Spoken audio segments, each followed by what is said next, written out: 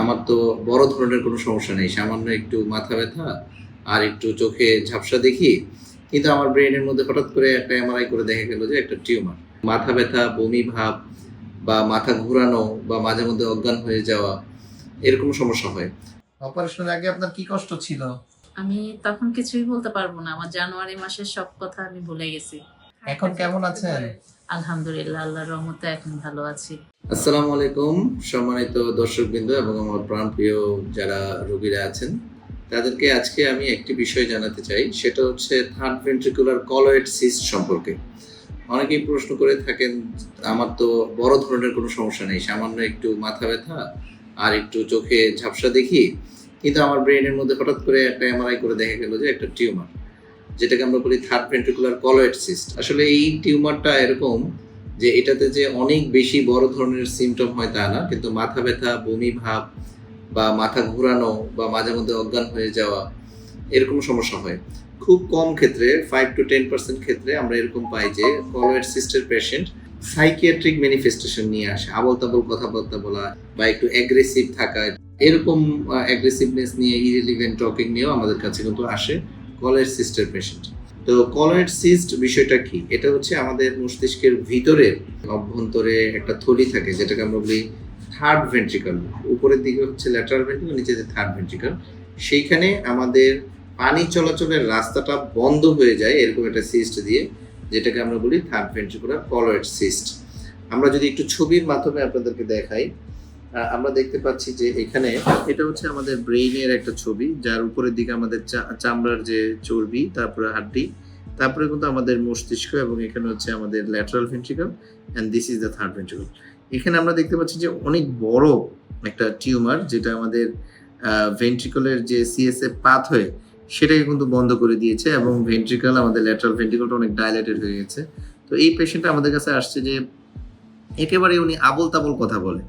তো তার আত্মীয় স্বজনরা আমাদের কাছে যখন আনলো যে অনেকটা পেশেন্ট কোনো কথা বলতে পারে না, এলোমেলো কথা বলে, তার মেমোরি প্রবলেম, সে মানুষ চিনতে পারছে না, এরকম একটি সমস্যা নিয়ে উনি আমাদের কাছে আসে।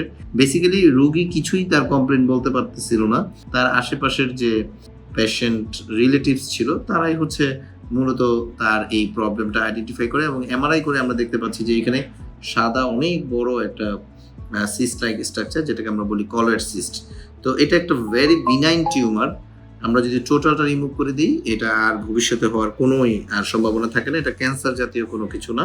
তবে ছোট হলেও টিউমারটা বিনাইন হলেও এটা বড় ক্ষতিকারক কারণটা হলো যে এটা আমাদের পানি চলাচলের রাস্তাটা বন্ধ করে দেয় ব্রেইনের, যার ফলে ব্রেইনে পানি জমে মারাত্মক বড় ধরনের ডেভাস্টেটিং প্রবলেম হতে পারে। হেডেক, ভমিটিং, প্যাপুলিডিমা, অজ্ঞান হয়ে যাওয়া, খিঁচুনি হওয়া হয়ে এমনকি পেশেন্টের আইসিইউ লাগতে পারে। আমরা এরকম আরেকটা পেশেন্ট পেয়েছি, আইসিইউতে চলে গেছিল। তারপরে পরবর্তীতে আমরা সিএসএফ ডাইভার্সন করে তার আমরা এই টিউমার অপারেশন করে দেওয়ার পরে তারপর উনি এখন সুস্থ আছেন।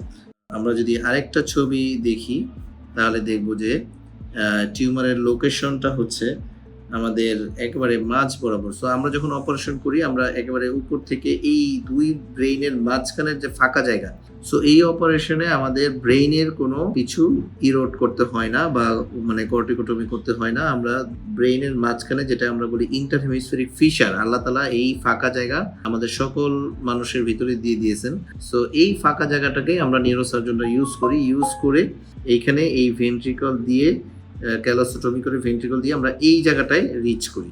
এই জায়গায় আপনার কালো যে দুইটা জিনিস দেখতে পাচ্ছেন সেটাকে আমরা বলি fornix. So this is the vital part of this surgery. So আমাদের মূল উদ্দেশ্য থাকে যে এই ফর্নিক্সটা আমরা জাস্ট ডিসেকশন করি, মেটিকুলাসলি ডিসেকশন করে আমরা এই কলয়েড সিস্টটা নিয়ে আসার চেষ্টা করি। সো অনেকে বলেন যে এই অপারেশনে কি প্রবলেম হতে পারে। তো আমি বলি যে প্রবলেম যেটা হতে পারে যে এখানে যে ফর্নিক্স, যেখানে আমাদের মেমোরিটা থাকে, এটা আমাদের হার্ড ডিস্কের মতো কম্পিউটারে, যে হার্ড ডিস্ক যদি চলে যায়, ক্র্যাশ হয়ে যায়, তাহলে কিন্তু আর কোনো মেমোরি স্টোরেজ থাকে না। সো এইরকমই আমাদের এই ফর্নিক্স যদি ইনজুরি হয় তাহলে কিন্তু আমাদের মেমোরি স্টোরেজ সিস্টেম, এবং যে মেমোরিটা অলরেডি স্টোর হয়ে আছে সেই মেমোরি প্রবলেম হতে পারে, রোগীর ডিমেনশিয়া হতে পারে। সো আমরা এই জায়গাটাতেই সবচেয়ে বেশি সচেতন থাকি যে অপারেশনের পর যাতে রোগীর স্মরণ শক্তি সমস্যা না হয়, সেই জন্য খুব মেটিকুলাসলি এই ফর্নিক্সটা ডিসেকশন করে এই সিসটাকে নিয়ে আসা হয়। ঠিক তেমনি আমরা এরকম একটা পেশেন্টের অপারেশন করেছি। এখন আমরা ওই পেশেন্টের একটা ভিডিও আপনাদের দেখানোর চেষ্টা করব। একটা 48 বছরের একজন পেশেন্ট যিনি আমাদের কাছে আসছে এরকম একটি কলের সিস্ট নিয়ে। সো এই পেশেন্টের আমরা দেখতে পাচ্ছি যে আমরা ইন্টারহেমিসফেরিক ফিশার, যেটা আমি বলছিলাম যে ইন্টারহেমিসফেরিক ফিশার দিয়ে দুইটা সিঙ্গুলেট জাইরাসের মাঝখানে আমরা এখানে একটু পরেই পাবো হচ্ছে পেরিক্যালোসাল আর্টারি। এই প্রত্যেকটা জিনিসকে কিন্তু এখানে প্রিজার্ভ করা হয়। সো এখানে কোনো কিছু ইনজুরি হওয়ার খুব বেশি সুযোগ নেই।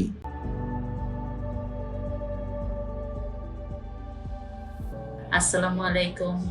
ওয়ালাইকুম আসসালাম। কি নাম আপনার? আমার নাম শান্তনা চৌধুরী। অপারেশনের আগে আপনার কি কষ্ট ছিল?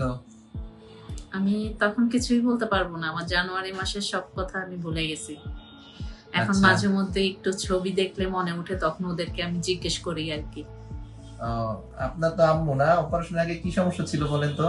সব কথা ভুলে যেত আর আর কোনো কথা মানে কনসেন্ট্রেট করতে পারতো না। একটু এলোমেলো কথা বলতো আর কি, না? কথা বলতো। নিজের ব্যালেন্সটা রাখতে পারতাম না আর কি, এটাও আচ্ছা। ছিল। এখন কেমন আছেন? আলহামদুলিল্লাহ, আল্লাহর রহমতে এখন ভালো আছি। এমনি মাথা ব্যথা কমছে? মাথা ব্যথা কমছে আর আল্লাহর বমি রহমতে। ভাব ছিল যে? ওটাও নাই, বমিটা আর হয়ই নাই, বমির ভাবটাও আর আসে নাই। আলহামদুলিল্লাহ। তো সম্মানিত দর্শকবৃন্দ, আজকে আমরা যেটা নিয়ে কথা বললাম সেটা হচ্ছে থার্ড ভেন্ট্রিকুলার কলয়েড সিস্ট। আমরা দেখালাম আমাদের অপারেশনের মাধ্যমে, ভিডিওর মাধ্যমে, যে অত্যন্ত সুন্দরভাবে ব্রেইনের অত্যন্ত গভীরের একটি জায়গা যেটাকে আমরা বলি থার্ড ভেন্ট্রিকল, সেখান থেকে খুব সেফলি এই টিউমার কিন্তু অপারেশন করা সম্ভব আলহামদুলিল্লাহ। আপনাদেরকে এই বিষয়ে আশ্বস্ত করতে চাই যে থার্ড ভেন্ট্রিকুলার কলয়েড সিস্ট খুব সেফলি আমাদের এই বাংলাদেশি এই অপারেশন আমাদের নিউরোসার্জনদের মাধ্যমে করা সম্ভব। আসসালামু আলাইকুম।